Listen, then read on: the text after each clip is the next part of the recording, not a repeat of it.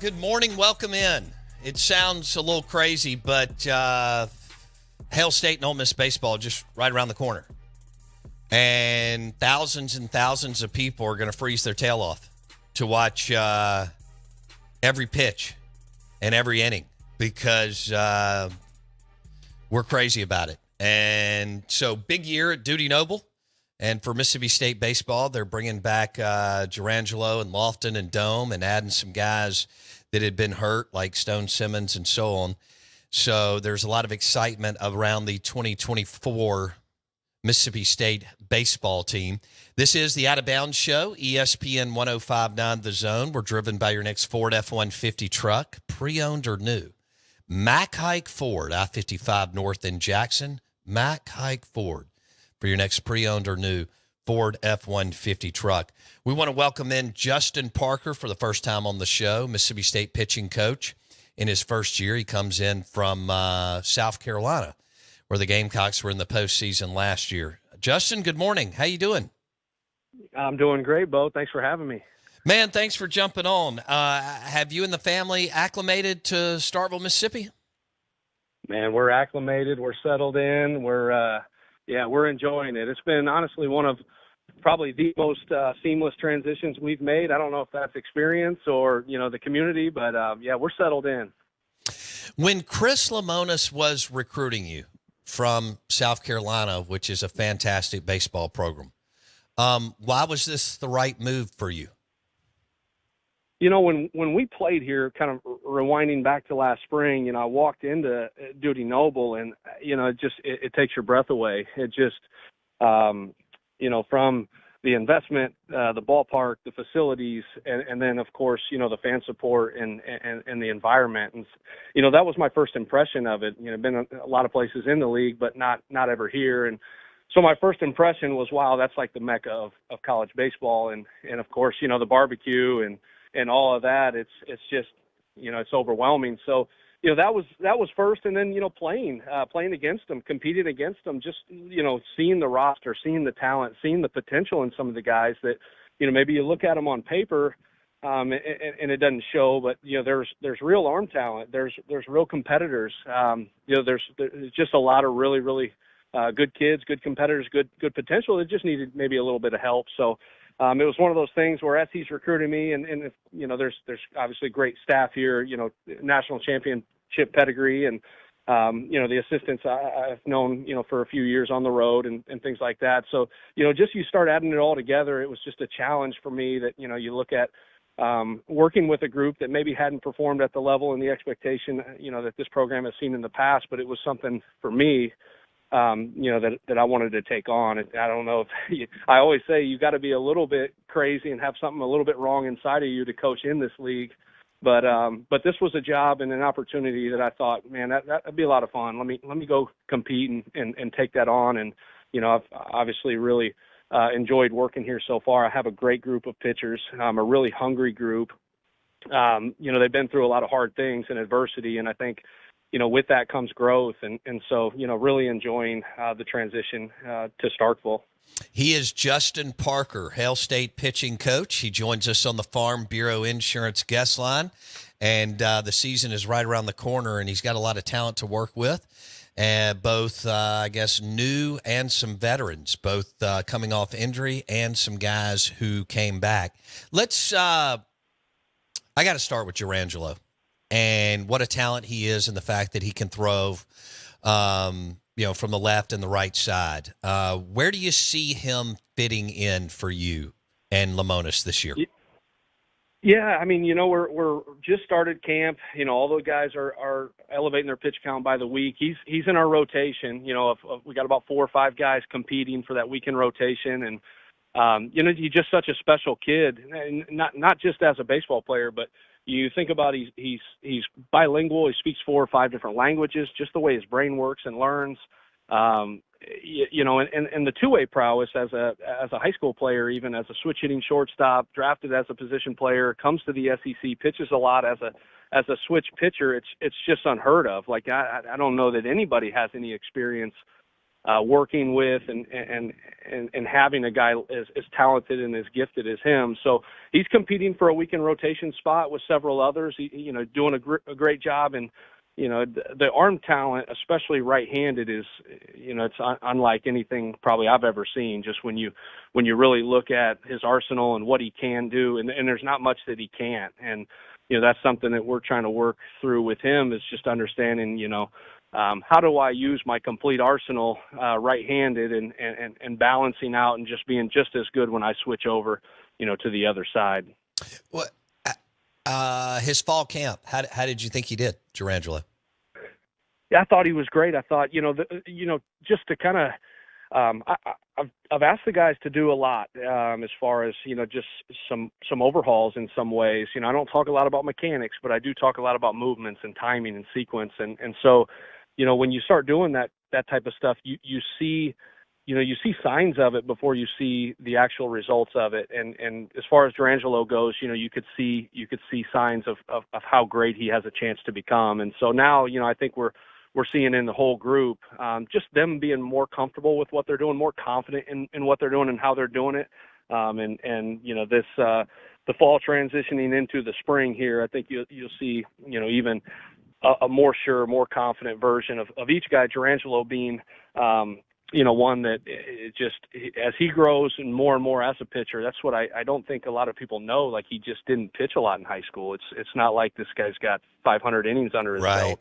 He's relatively young. He's young for his grade even, and he's newer to pitching. So he's learning the nuances and learning how to compete and deal with adversity. And, there is more to it, obviously, that we all know there's more to it than just having elite stuff. You got to compete, you got to command, you got to deal with the hard stuff, you got to manage the game. And so all of them are kind of going through that and learning that as they get through camp here. Sounds like you're excited about him. We're visiting with Justin Parker. He joins us on the Farm Bureau Insurance Guest Line. 2024 Diamond Dogs will get it kicked off here in a few weeks. And, again, a lot of excitement around this team. All right, what is Bradley Lofton, one of the 4 or 5 guys you just referenced, competing for a Friday, Saturday, or Sunday starting position, Justin? Yeah, I mean, when you look at his stuff and the athleticism, the left-handedness, the ability to hold the run game, and then just his changeup's a real weapon. It might be the best changeup in the SEC. He's a little bit behind the rest. He's coming off a little bit of tendonitis, so just with the weather and all that, we're progressing him a little slower. But we think he's got front end of the rotation type stuff just when he puts it all together. Stone Simmons is coming off injury. Is he 100% healthy? Yeah, he will be 100% very early in the spring. He's another guy that we're probably just being very cautious with, just making sure we don't take any steps back. But he's back. Brooks Auger is back. Those 2 guys will both be 100% go very early in the spring. How do you see their roles within your bullpen or within your pitching staff? Yeah, we've kind of treated Brooks with a little bit more flexibility. He's made some starts. He's come out of the pen a little bit. I know he's been more of a reliever. He's traditionally kind of more comfortable coming out of the pen late game. We think his stuff upticks a little bit too when the stakes are at their highest. But we've also started him a little bit just because of his ability to command the zone and throw strikes and compete and his experience. And then Stone, we think we have a ton of flexibility with him as well. We think he has closer type makeup. We also think he's a guy that can come in earlier in the game and kind of stabilize things. And he's got equal left-right, utility. I think he's got enough stuff with the changeup and kind of the vertical curveball to be able to get and neutralize lefties. And he's also a really tough matchup on righties with his sinker and his slider and really has a complete arsenal. So we love the flexibility that we're getting in both of those guys. And of course, just the experience and the leadership and those kind of things, help out the group as well. Yeah, that was going to be my next question. A Stone Simmons in his age, that's got to be an asset for you. Just him being around the guys, coming back healthy. He's going to be a piece of the puzzle. But you don't always get guys that age because they're gone to the draft, right? Yeah, that's right. Yeah, and you look at the current state of college athletics in general. I know that the transfer portal and the NIL, there's a lot of negatives surrounding it. I guess one of the few positives I think to it is, you get a guy like Stone Simmons, just because of, the opportunities that these kids have now to have like really, really good and mature perspective. He's had 3 or 4 pitching coaches now. He's been at 2 different schools. He understands the opportunities that he has and how fortunate he is. And for him to be able to share that with younger players, and we have a lot of guys with really unique stories, whether it's, we have a big-time junior college presence. We have a great state for junior college baseball. So we have a big junior college presence here currently and have had historically. We have several other transfers, coming from different places that have also experienced, different coaching situations in Carson Ligon and Cal Steven. And, so when you put that group together from an experience standpoint, a perspective standpoint, it just helps. It helps the culture. For me, it's huge. And to establish it, I always joke with my wife. I feel like, I'm like my theme song is the Chris Stapleton starting over. And that's, it is a hard thing to do, to come in and figure out, where do I need to start with this group? Do I need to start from square one, or do I, and this group was very capable. And so, the early part is just establishing trust, relationships, and culture.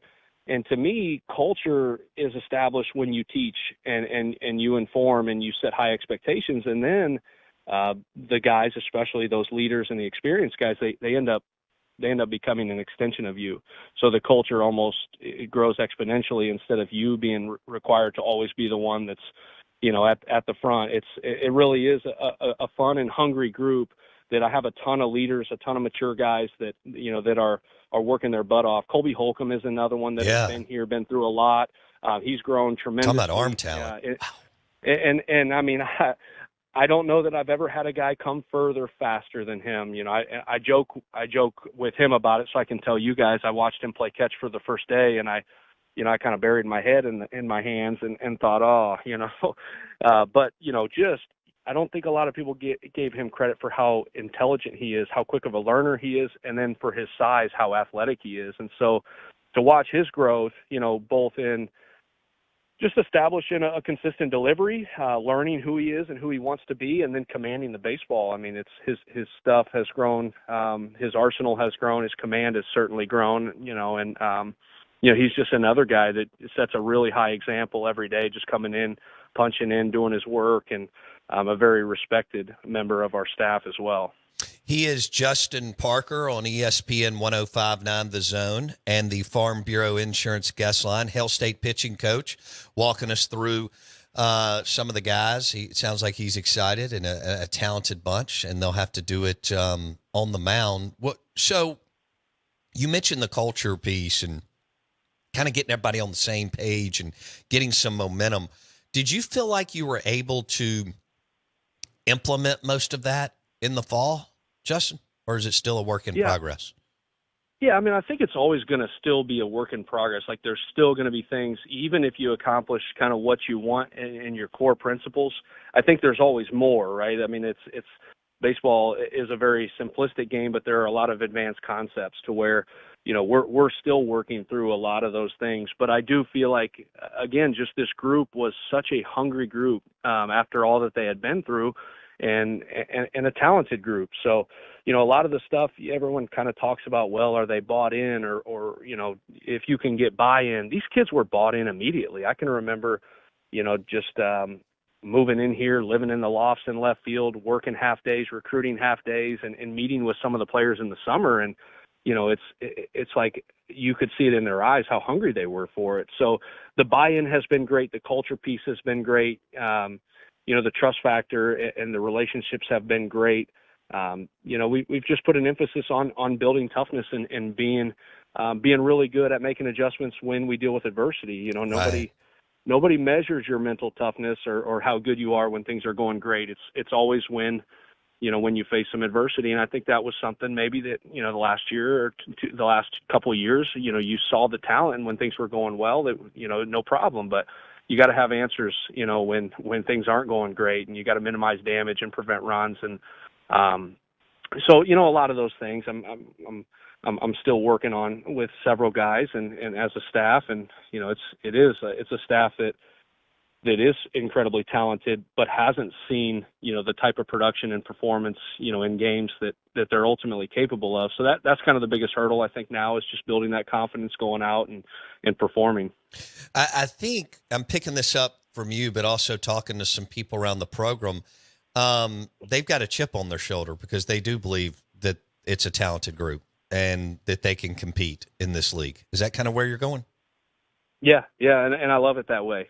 That's my background. I've come kind of as a player and as a coach from nothing and had to work for everything. I'm not a look at me social media guru. I like it that way, and I like our group to be built that way. And I think they feel that, and maybe a little bit of it is rightfully so, but we have a lot to prove, and we know that. And that's going to motivate us. That's not going to deter us. That's not going to be a hindrance. That's going to motivate us, and we know, what's ahead of us. All of them know, especially getting the experience last year. I've coached in this league. Everyone knows what is awaiting for us in this league, and but that's also, what makes it special and why everyone's here. That the rewards are incredible. So, just one of those things where we know we have a lot to prove. It's something that we're okay with internally, and we're going to use it to motivate us and continue to work daily and not let any of the outside stuff, leak into the building. Because I have a lot of confidence in these guys as people first. I just watch them work every day. I watch how professional they are. I watch how talented they are. I've coached a lot of really gifted and really successful pitching staffs. This is one of, if not the most, that I've ever had, and especially if you start looking at the depth. So I'm excited about them. Justin Parker, MSU pitching coach on the Farm Bureau Insurance guest line. Where do you see Nate Dome fitting in for you this year? Well, Nate, we've used Nate and developed Nate all fall and all spring so far as a starter. I know he's done a little bit of both last year, but primarily out of the bullpen. Nate's arsenal has grown more complete. He's throwing, he's throwing 2 fastballs now. He's using more of a curve. He's still got the slider. It was primarily fastball slider last year, and I think, he just gets very one-dimensional to where you look at him as a starter with a 2-pitch mix that leans heavy on his fastball, and it just, that second time through the order probably becomes pretty difficult. Well, Nate's grown, both just in his delivery, how much easier he's doing it, how much easier he's moving. There's less effort, there's more command, and then there's just a more complete arsenal. So, I think when you look at his stuff alone, there's nothing that he doesn't have to be a starter. So we're still working through those things. Again, we have probably 5 guys that are in that mix, and Nate is certainly one of them. What about Ross Highfield? He was another freshman that was like Dakota and Mershon, that were thrown into and Gerangelo and so on, that were thrown into the mix last year. Had to play early, had to play a lot. He's still young, but I thought he got better every week. You know how important a good catcher is, and someone who understands what's going on, and like you said, the nuances and different things throughout the game. How has he looked, and how excited are you about Highfield as the catcher for your pitchers? Yeah, I mean, and I it's incredibly important, to your point. It's just I'm a game manager as a pitching coach. I want our guys to go out and just do their job and play complementary baseball, command the zone, the catcher, all that kind of stuff. It's just it's a very team oriented game, and I think Ross is one. He's incredibly talented. His physical talent is unbelievable, and I think he's made major strides in just the technical side of catching, his fundamentals in the fall. I think he's been much improved on just kind of, going through, anytime you get thrown in as a freshman into the SEC, it's difficult. You're going to go through some, I tell kids and parents this in recruiting all the time when they ask, hey, what advice would you give me? Well, you got to be really good at getting off the mat, just because it's going to happen. And I think when you get thrown in as a catcher where you're handling the ball every play, there's just nowhere to hide. And I think, you saw real bright spots at times last year from Ross, but you saw some times where, he was maybe a little bit overmatched, and then the game, it swallows you up. And, I kind of draw some parallels. I had Cole Messina, who is now, a preseason first team All-American at South Carolina. Well, Ross was far ahead of Cole as a freshman. Cole didn't play very much at all, and so we're hoping that the experience that all those guys got, albeit at times maybe it was a tough road, but we're hoping that the experience kind of pays off, and that confidence in year two allows those guys to be the superstars that their potential and their physical talent says they can be. Last one. I know you got to go. What's it like watching Dakota Jordan hit on a daily basis? It's unlike anything I've ever seen. I mean, it's unlike anything I've ever seen in person, and it's one of those things. I talk about this a lot. I just had this conversation with our strength coach this morning. Even, there's a lot of people that they watch SEC baseball on TV. They watch SEC baseball from afar. A lot of the scouting community, even, they'll judge players by the community reports. But when you're there in person, when you're up close to him, how explosive he is, how dynamic he is. I'm just hoping he doesn't kill a pitcher, one of our pitchers in our scrimmages. I mean, it's incredibly sudden. You can feel him running to first base. He's that kind of powerful athlete. It's the most bat speed. He's set the bar for bat speed and how dynamic of an athlete he is. And so I'm glad he's on our team. I know when we came here last spring, he wasn't fun to face and he got us a couple times, but he really is. He's a one-of-one type of athlete. Mm. Yeah, phenomenal talent. Hey, Justin, thanks so much for your time today. We appreciate it. We hope to catch up again soon in a month or so. Thank you, Bo. Justin Parker, the new Hail State pitching coach. People are excited that he is in Starkville. Chris Lemonis was able to recruit him from a phenomenal program. South Carolina, Jason's played for 3 national titles in the 2000s, won 2, lived in super regionals and regionals. So this is a guy that's seen it and done it. And I think Mississippi State fans have to be excited that he's like, hey, this is a talented bunch. They need some direction and so on. It sounds like they're pretty ticked, too, and there's a kind of a chip on their shoulder type deal. Mm-hmm. They know what people were saying last year. It was a disaster, whatever. But it sounds to me like Justin wants to flush it, and there's a new approach, and they started last fall, and we'll see how it looks. But he's got some dudes that MLB like. I mean, Gerangelo and Lofton and Simmons and Dome, and he mentioned Cole and Kyle out of JUCO, and I didn't hit near all of them, but that will be the driving force into the postseason. Do you want Dakota Jordan to hit bombs? Yeah. Hunter Hines to hit bombs. We all love people who rake in Starkville and Oxford, right? Kind of like offense, but pitching is the great equalizer, and that's what drove Mississippi State to their national championship and Ole Miss. And last year, we know what LSU did. Yeah. That was a fun interview brought to you by Farm Bureau Insurance. Bundle your car and home and save with your local Farm Bureau Insurance agent. You still got about 10 minutes to get in on the giveaway. Ole Miss bag cooler, which is really, really nice. And then a Tito's vodka bar kit. And just tell us this is pretty good, best football names. There's some great ones. Clinton Dix and so on. And many, many others, Dick Butkus. And then also show us that you are a subscriber on Spotify on our podcast. Spotify, search Out of Bounds with Bo Bounds. You can do it via the Ag Up Equipment text line, 601-885-3776. And don't forget that Burgers, Blues, and Barbecue is now open in Flowood, in Dogwood, by Chipotle. B3, Burgers, Blues, and Barbecue for lunch in Flowood.